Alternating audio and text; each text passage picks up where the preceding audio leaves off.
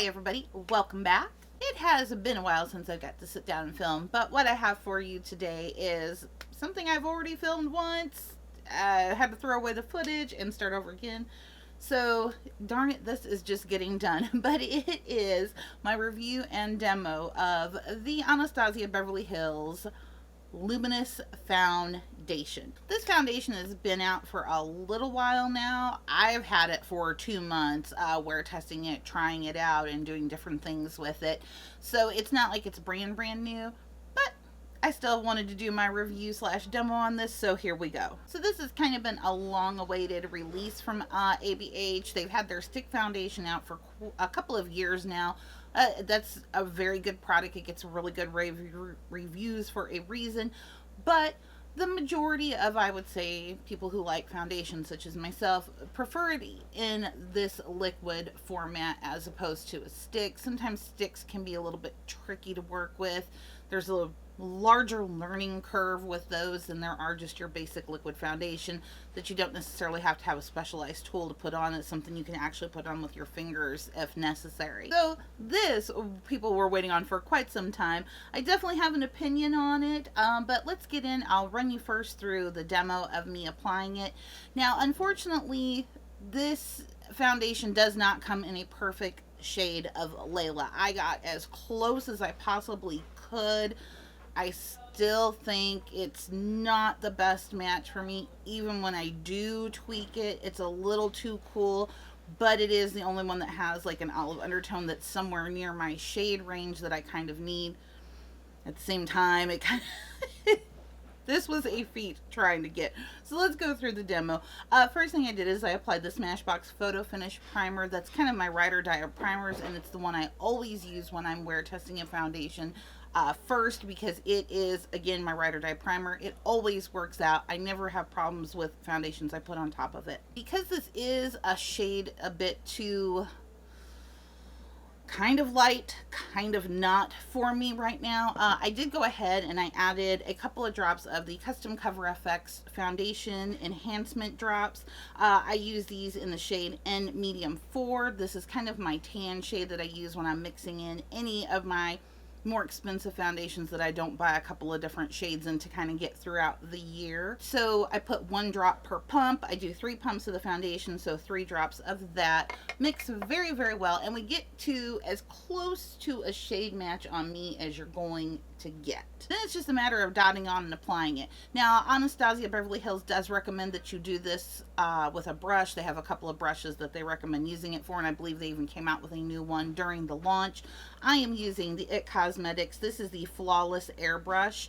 And I love this brush for when I'm using brush foundations. It's perfect. It just blends everything so flawlessly that you don't have to go back in like with a beauty blender and remove any brush strokes, because you're just not going to get any. So then once that's all blended and applied, I take what's left over, which is quite a bit. It's probably about a pump's worth, and I go ahead and I build that up in the areas where I feel like I'm going to need to build that up. That's going to be up here across my forehead, where my melasma actually is still pretty prominent there, down here around my cheekbones and around my mouth area as well. And then voila, we're finished. Let me go ahead and read you the claims for the foundation itself from Anastasia Beverly Hills website. It says the Luminous foundation is water resistant liquid foundation that creates a luminous natural finish. I will have to say that yes, it does have a very luminous natural finish. I don't have any highlight down here in my chin region or in my forehead, and you definitely can see a little bit of illumination coming from that. It says the Radiant formula delivers long-wearing medium coverage yet still feels weightless and looks ultra fresh.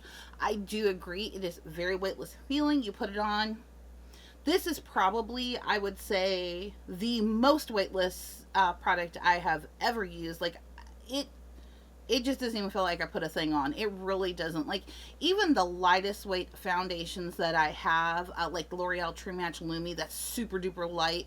You can always still like feel like you've put something on. This one, no, it just feels like my skin. I just don't feel it at all. It's very, very lightweight coverage. I definitely agree with that. It's very luminous. I definitely agree with that. Does give a nice natural kind of satin / luminous finish to the skin. Definitely agree with that. Medium coverage. This is where I have my first critique. I would not consider this a medium coverage foundation. I would consider this a light to buildable medium coverage foundation. Not saying that's a bad thing.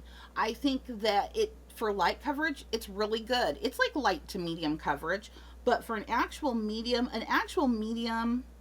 at this stage in the game with my melasma would cover it up a lot more. Medium coverage out the gate, no.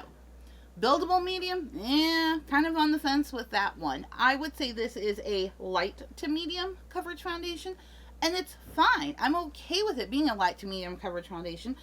I'm happy with the finish that I got, even though my melasma is still very prominent. That kind of stuff does not bother me per se, but I don't like you marketing it as a medium when it's clearly not a medium. It says the Luminous foundation looks so great on its own. There's no need to set it with a powder. I would definitely agree. This is a self-setting foundation. You really don't need to set this with a powder at all. Maybe perhaps if you have pretty oily skin, you probably set everything with a powder anyway, so you can do that. But if you have normal to dry skin, you're good to go. This is going to self-set. You're not going to need a powder. It says the foundation blurs any imperfections, including discoloration and unevenness, without caking or masking the skin's natural radiance. I don't see it covering even out skin tone pretty much, which most foundations do even out skin tone anyway, but discolorations, no, because I think if you're dealing with some deep discolorations like I am with melasma, you're not going to get the coverage you're seeking out of this. I do agree that it does not feel cakey. I don't really think you could cake this up.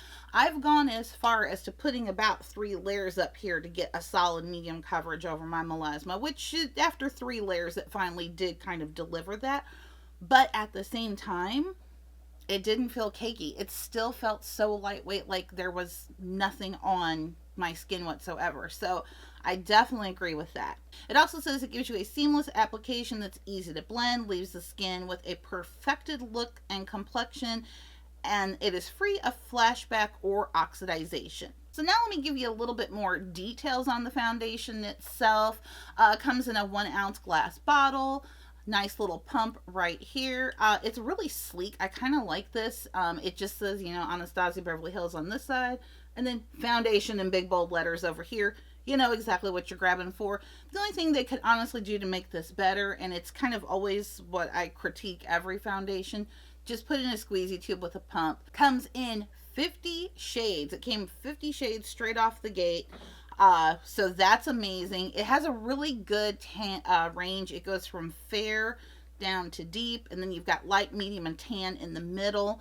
I do think on the deep spectrum, it looks pretty good, but just from looking at it, it seems like a lot of those shades at the end seem a little bit more red and not enough golden, so they could probably use a couple more shades in there.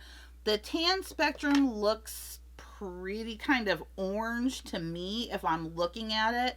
And then the medium spectrum has a lot of pinky tones in it. And here's where we run into a problem with finding your shade. This is my 3rd bottle of this that I have purchased, brought home, and had to take back, because it is nearly impossible to kind of shade match yourself on this one. This is one I don't recommend. Do not buy online. Go to Sephora, get a couple of samples in what you think is your shade range, bring them home and try them out.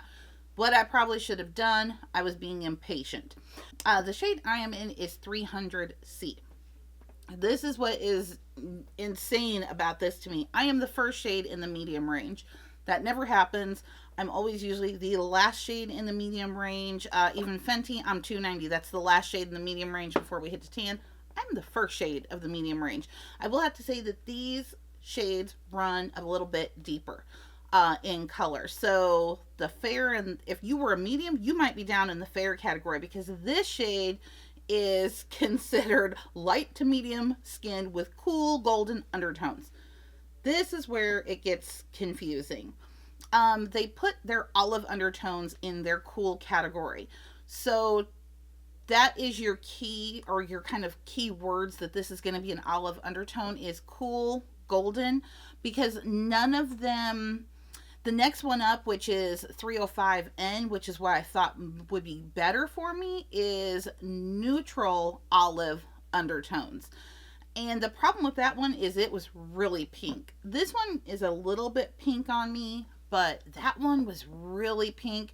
And then from there on, we just have more cool olive undertones and everything else. And it just, the shades get too tanny, pinky for me. I kind of have to stay with this one because it's got the cool golden undertone. I know it's kind of, it's a lot of jargon to kind of throw at you, but it's just go to Sephora, get a couple samples in your shade range, bring them home and try them out. Because finding your shade in this one is not easy. I don't recommend even trying to do this online. It is just, I don't like the way they have that part of it set up, I'm not gonna lie. And I think it's really kind of lacking because a lot of people who are olive undertone like myself tend to be warm. So we run neutral warm or neutral olive, but not neutral cool and this and that. And that's where it gets really kind of hard to match yourself and find your shade. But like I said, this is as close to Leyla as we're going to get. So this is what I'm going to work with. Cost on the product is $38. It's right in line with your Fenty Beauty foundations, your Too Faced foundations. So most of your prestige brand foundations, it runs right along in that price range. So that's not bad. Would I recommend this? Would I repurchase it? This is kind of where I'm sitting in limbo.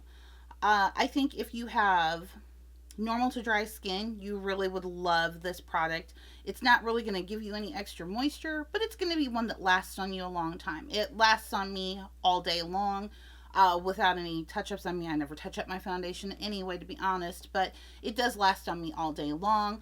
And it looks fresh at the end of the day. Doesn't gather weird around my nose. Has that nice natural satin finish that I like so much, and just it feels weightless. It really does. It feels really good because you can't feel it.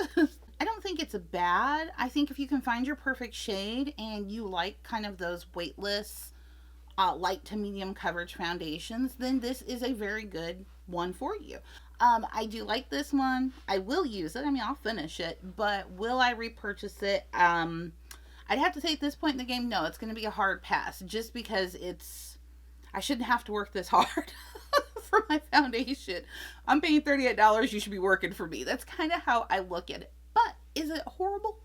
No, by no means is it horrible. Should you run out and buy it? If you want to. That's kind of where we're leaving on that. So that's it. That's what I have for you. Kind of my review, demo, and I don't know where we went there at the end with the new Anastasia Beverly Hills foundation. Once again, I of course want to thank you as always for spending a little bit of your time with me today. I truly, truly do appreciate it. And of course, as always, before you leave, make sure that you are subscribe to my channel.